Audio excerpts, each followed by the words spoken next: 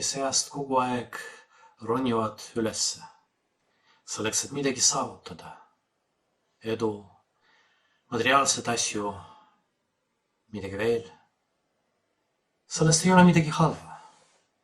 Tore, kui me püüame ronida, mitte istume kogu aeg seal, kus me oleme. Me tahame midagi saavutada.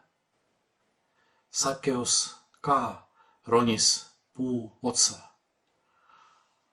Aga see toimus pärast seda, kui ta võib-olla terve elu ronis üles selleks, et midagi saavutada.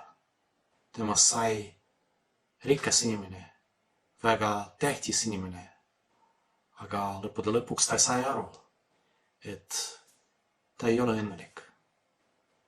Ronis üles puu otsa selleks, et näha Jeesust Kristust.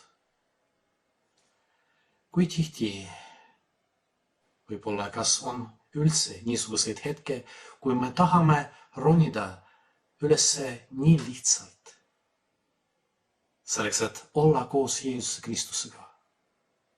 Kas ma püüan pingutada, et Jeesus Kristus oleks minu käes, et ma oleksin koos temaga või eelkõige midagi muud?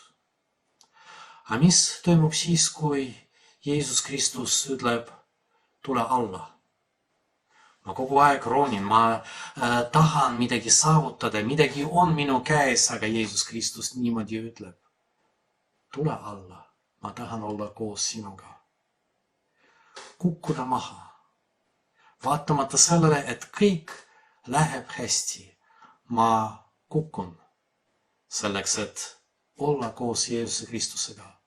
Ma ei tea sellest, kas ma olen või ei ole, kukun, olen masenduses.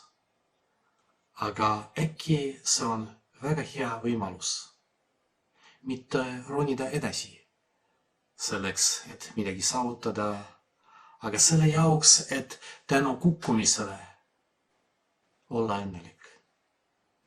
Kas ma olen valmis kukkumiseks või kogu aeg tahan olla täiuslik? Mis siis, kui ma olen täiuslik ja ei tee vigusid, aga ei ole õnnelik inimene? Kukkume ja naeratame meie üle.